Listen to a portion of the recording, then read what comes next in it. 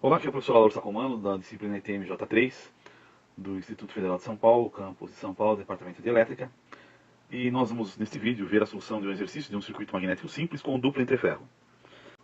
Bem, eis aqui nosso circuito, de maneira simplificada, em que temos a corrente I, N número de espiras. Em vermelho nós temos o caminho do fluxo que passa pelo interferro G1, GAP1. Em verde temos o caminho do fluxo que passa pelo interferro GAP2. O material é todo homogêneo, então o MR relativo, né, a permissividade magnética do material é igual em todo o percurso. A área de G1, na qual passamos o circuito magnético, é dada por A1. A área em G2 é dada por A2. E elas não precisam ser necessariamente iguais. E L1 é o percurso do fluxo magnético por G1, L2 o percurso do fluxo magnético por G2. Bom, podemos modelar esse circuito como se fosse um circuito magnético baseado no sistema elétrico. Então o que nós vamos ter aqui é que temos aqui a nossa fonte de força magnetomotriz. Então nós temos aqui um caminho G1 que passa pelo núcleo magnético, pelo ferro do núcleo magnético, que tem uma certa relutância, e o caminho G2 que passa pelo ferro também com uma certa relutância. Então nós temos aqui em série a relutância do ferro com G1 e a relutância do ferro com G2. E ambos estão em paralelo. Então nosso circuito magnético vai ficar da seguinte forma. Nós vamos ter aqui a força magnetomotriz, a relutância do ferro, vamos chamar essa relutância de R de relutância de 1, de L1, do caminho L1, e agora em série com a relutância do GAP1. E ela volta para o circuito, fechando o circuito. E como estamos afirmando que está em paralelo, então nós temos aqui em paralelo a relutância do circuito que passa em L2 em série com a relutância do GAP2. E aí, com certeza, fechamos aqui todo o circuito. Então esse vai ser o nosso circuito que nós vamos adotar para fazer a nossa análise. Então temos aqui o nosso fluxo 1, que passa pela relutância de L1 em série com o GAP1. E o fluxo 2, que também passa pela relutância da linha 2, que está em série com o GAP2. A equação básica de solução é a força magnetomotriz é igual ao fluxo vezes a relutância. Nesse caso aqui, a relutância vai ser a relutância total. Então, o primeiro passo que temos que fazer é calcular a relutância total. A força magnetomotriz é dada pelo número de espiras vezes a corrente da linha perespiras. A relutância total é dada pela solução do circuito magnético. Bom, nós sabemos quando nós temos no circuito elétrico elementos em série, a relutância total aqui é a soma desses dois elementos. E quando temos elementos em paralelo,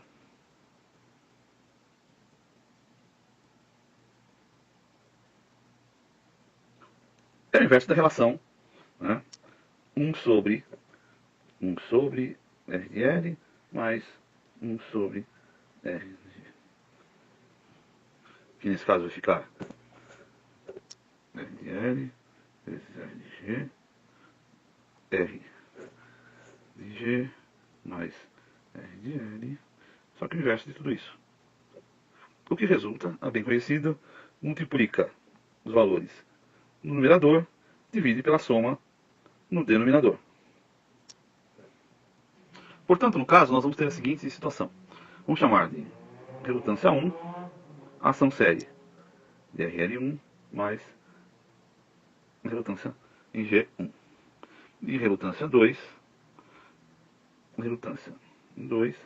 mais a relutância no GAP 2.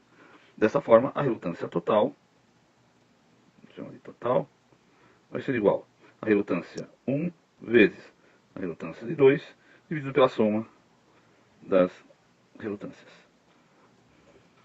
Vamos então assumir alguns valores para ficar um pouco mais claro nesse exercício. Vamos dizer que a nossa corrente é de 500 mA. O número de espiras que nós vamos estar utilizando vai ser de 2.000 espiras. Não é um número nada diferente do que a gente pode encontrar por aí. O percurso L1 vai ser 40 centímetros. O GAP 1 de 1 milímetro.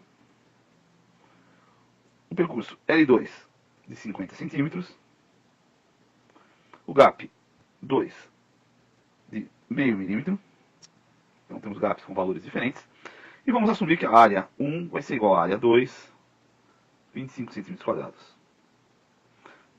E a permeabilidade relativa do material, vamos falar que é um aço altamente permeável magneticamente de 70 mil. Bom, isso já nos resulta aqui a força magnetomotriz, N número de espiras vezes a corrente, vai ser 2.000 espiras vezes 1.000 ampere, o que dá 1.000 ampere espiras.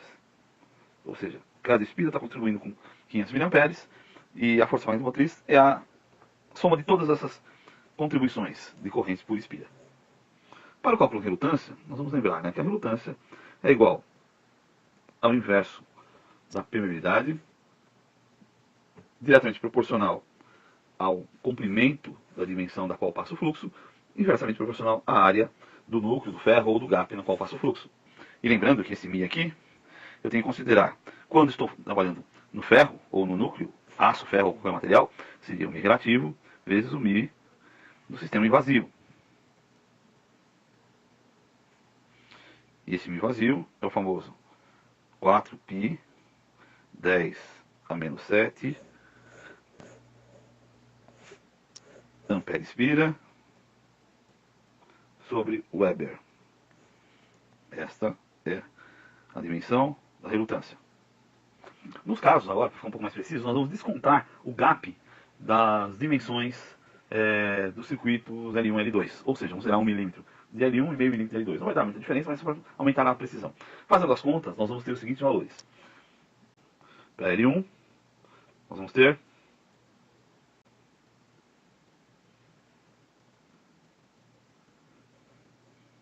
1,81 vezes 10 a menos 3 ampere espira por Weber. Para o gap 1, temos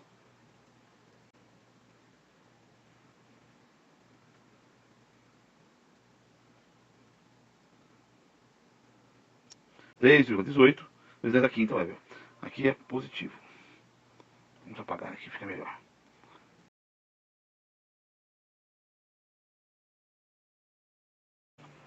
Para a relutância em L1 temos 1,81 vezes 10 elevado à terceira ampere espira por Weber. Para a relutância no gap 1 temos 3,18 vezes 10 a quinta ampere espira por Weber.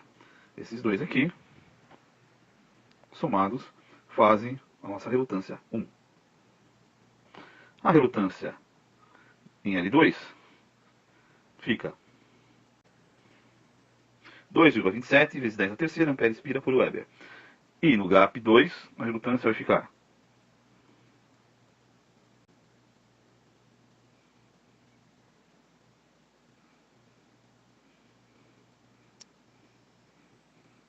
1,59 vezes 10 a quinta ampere espira por Weber. E a soma desses valores me dá a relutância em 2. Então nós temos a relutância em L1, 1,81 vezes 10 a terceira. A relutância no gap 1, 3,18 vezes 10 a quinta. A soma desses ambos valores me dá a relutância em R1, ou seja, na linha 1, em L1. Temos a relutância em L2 de 2,27 vezes 10 a terceira. E no gap 2, de 1,59 vezes 10 a quinta. A soma desses valores me dá a relutância em 2, na linha 2. E por fim a relutância total, que é a relutância em 1 vezes a relutância em 2, dividido pela soma de a relutância em 1 mais a relutância em 2, nos dá 1,07, 10 a quinta, ampere espira sobre Weber. Ampere espira sobre Weber é a unidade para todos os valores de relutância. Apenas para constar, quando nós calculamos a relutância nos L's, Ln, tanto faz 1 ou 2, o que nós fizemos? Fizemos o Ln menos o gap, dividido pelo μr relativo, vezes o μ dele a vazio, vezes a sua área. E quando nós calculamos para o gap, foi simplesmente o valor do gap dividido pelo μ a vazio, ou do ar, ou o μ do vácuo, vezes a área. Então nós já temos que a nossa força magnetomotriz, como a gente calculou atrás, é de 1.000 ampere-espiras. A nossa relutância total 1,07, 10 à quinta, ampere-espiras, sobre o Weber. Logo, né, voltando à equação simples, parece uma equação de Ohm, mas é para o circuito magnético. Nós vamos ter que o nosso fluxo total vai ser igual a 1000 ampere-espiras dividido por 1,07 vezes 10 elevado à quinta ampere-espiras sobre o Weber. Isso nos resulta o fluxo total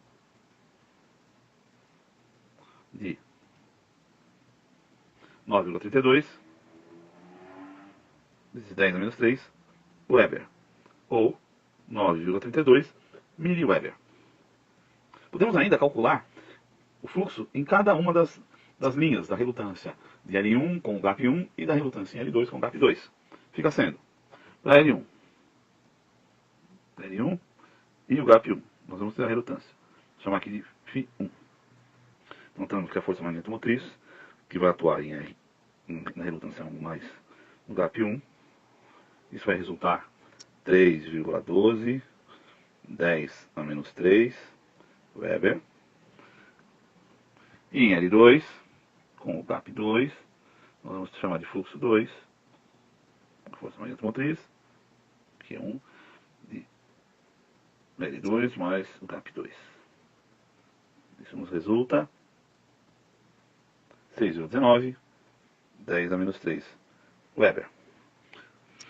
Então nós podemos notar que onde tínhamos maior relutância, né, temos um menor fluxo. E onde temos menor relutância, um maior fluxo. E se somarmos os dois valores, nós retornamos ao valor normal do fluxo total. Vamos aproveitar e calcular a densidade de fluxo magnético em cada uma das linhas, né? Em L1 com o gap 1 e em L2 com o gap 2. Isso é fácil, simplesmente vamos pegar o fluxo e dividir pelas áreas. As áreas sendo iguais, vamos usar o mesmo número. Então nós temos que para B1, vamos chamar aqui de B1, que vai passar pelo L1 e o gap 1, vamos ter simplesmente o fluxo 1 dividido pela área. A área é igual, a área seria a área 1, mas ela tem o mesmo valor, né? Então, que é 25 centímetros quadrados. Então seria 3,12 10 a menos 3 Weber por 25 centímetros quadrados. Isso nos resulta 1,249 Tesla. E para B2, vamos ter o fluxo 2 dividido pela área 2. Lembrando que a área 1 é igual à área 2. Seria o 6,19 vezes 10 a menos 3 Weber dividido por 25 centímetros quadrados. Isso nos resulta 2,476 Tesla.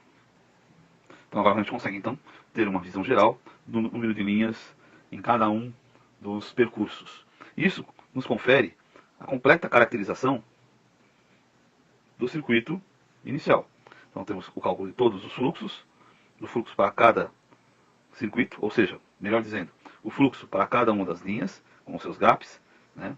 A força magnetomotriz total, a densidade de linhas em cada um dos percursos, L1 e L2, e o cálculo dos fluxos, do fluxo em RL1 e RG1, o fluxo em RL2 e RG2, e o fluxo total. Perfeito.